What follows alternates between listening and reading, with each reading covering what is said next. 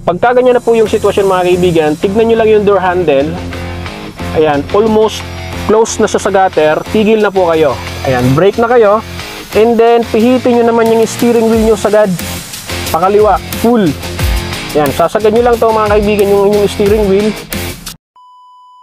Alright, another video na naman tayo mga kaibigan. Siyempre, ito ay regarding dun sa mga concern at mga tinatanong ng ating mga viewers. So, to this video mga kaibigan, ituturo ko po sa inyo kung paano tayo makakagilid sa gilid ng kalsada kung tayo po ay may intensyon na huminto, no? Kasi minsan ito yung mga nagiging problem natin, especially kung tayo ay nag-uumpisa pa lang mag-aaral mag-drive. So sa video na ito mga kaibigan, ituturo ko po sa inyo kung paano natin maitatabi ng maayos para hindi po tayo naabala kapag ka po tayo ay nakatigil sa gilid. So kung napapansin po ninyo mga kaibigan, ayan, so nandito po tayo nakahinto sa gilid ng kalsada. Ngayon, doon po sa unahan na yon, ayan, kung napapansin nyo po yon, mag-move forward po tayo papunta doon at titigil tayo doon. Yan, doon sa unahan ng pangatlong poste, doon sa malapit sa may sasakyan na yun sa dulo. Okay? So ipapakita ko sa inyo kung ano yung titignan nating reference para tayo ay nasa gilid talaga. No, minsan kasi, ayan, katulad po nito, pag dito tayo nakatigil, yan sa malapit na yun sa may inner lane, so makakabala tayo sa mga paparating. Mas maganda na medyo sagad tayo dito sa gilid. So moving forward tayo mga kaibigan. So lagyan natin ang first gear. Baba natin yung ating handbrake. Okay. So abante tayo ng konti. Yan. So titigil tayo doon. Yan. So ito po mga kaibigan, ano, kung nakita nyo itong ating sa dashboard, yan, dito sa may ating windshield. Yan, dito po, no? Ayan, ito yung ating view. Yan. Ngayon, yung gutter na yon mga kaibigan, yung pinakang edge ng kalsada, i-align lang natin dito sa gitna. Yan. So, para may reference po kayo, ito po ay ilalagay ko dito sa gitna. Yan, lalagay ko sa gitna. Yan, dapat dyan, sa nilagay ko na yan, dyan po natin i-align yung gutter. Okay. So, subukan natin gumili dito. Pinakamahalaga po rito mga kaibigan, ilipat nyo po sa first gear para mabagal nyo pong mapapagalaw ang inyong sasakyan papunta dyan sa gilid. Ayan. Dito po sa normal na pagkakaupo ng driver seat. Dito po. Ayan. Kung mapapansin nyo po mga kaibigan, itong nilagay ko dyan sa dashboard, ilalapit ko dyan sa gutter. Yan. Yan. Kung nakita po, ito po mga kaibigan, yan. Ito itong gitna. Sana nakita nyo po sa video. Ano? Yan. Kung nakita nyo po ito, yan, i-set up nyo lang dito sa center. Yan. Kung nakita nyo yung gutter na yan, ito. Yan, yung gutter po na yan.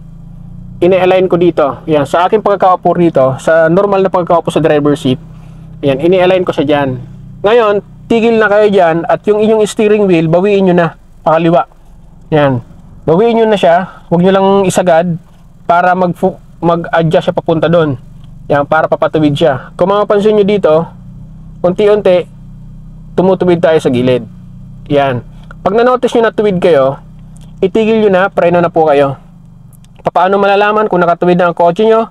Sa side mirror po mga kaibigan. Titingin po kayo dyan sa side mirror. Ayan, dyan sa side mirror na yun, makikita nyo naman yung gutter dyan. Ayan. Ayan o, kung yung gutter po na yun mga kaibigan, makikita nyo, tuwid po siya sa side mirror, nakadiretso naman siya. So, tigil na po kayo dyan. And then, ang inyong steering wheel, idiretso nyo lang to. Balik nyo ng diretso. Yan. Tapos, ilagay nyo po ng reverse. Ilalagay natin ng reverse. Yan. Kasi kailangan natin mag-adjust para mas mailapit natin doon sa gutter, sa gilid ng gutter yung ating kotse.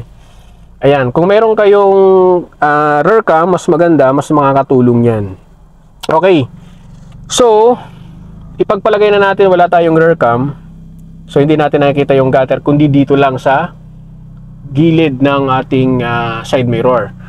So, ang gagawin natin dito, para maidikit natin yan sa gutter, mga kaibigan, ipipihitin po natin yung ating steering wheel sa kanan. Full. Yan. Pag naisagad na po natin to, ayan, naka-reverse na yun yung ating gear. Tandaan, clutch biting point lang po ang gagawin nyo dyan sa pasa clutch. Huwag nyo pong bibitawan hanggang clutch biting point lang para mabagal nyo po siyang napapagalaw paatras. Ayan.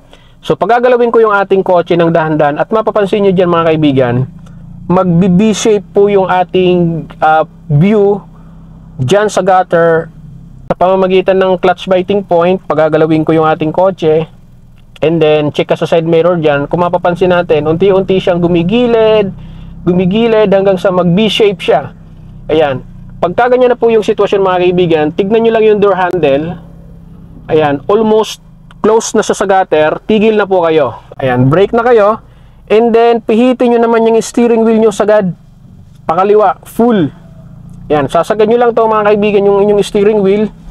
And then, pag nakasagad nyo po yan, pagalawin nyo po yung inyong sasakyan ulit. Ayan, full turn. Ayan, nakasagad na po yung ating steering wheel. So, clutch biting point hanggang sa gumalaw po ng mabagal yung inyong kotse. At tignan po natin dito, i-check natin dito. Makikita natin yan dyan.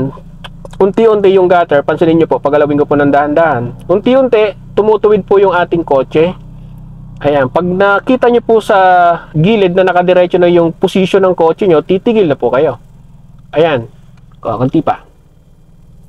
Ayan, kung na-notice po nyo, kita nyo po siya, tumigil na po ako kasi yung gutter, diretso na yung tingin ko. So, tigil na ako dyan. Tapos, inidiretso ko yung steering wheel 1 and 2.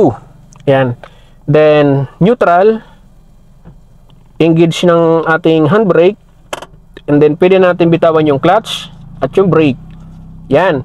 So, dito po mga kaibigan sa pagkakataon na to, kung napapansin nyo, diretso po yung ating kotse at malapit po tayo sa gutter. Yan. So, ganito po yung gawin yung pagpapark dito sa gilid kung kayo po ay nakahinto. Huwag po kayong titigil dito mismo sa gitna dahil makakaabala po kayo sa flow ng traffic, no? So, yun po mga kaibigan, no? Sana nasundan nyo po yung video at abang-abangan nyo po mga kaibigan yung mga next video pa natin regarding sa ating driving tutorial. So, comment lang kayo dyan sa baba at sisikapin natin gawa natin ng tutorial. That's it! Bye-bye!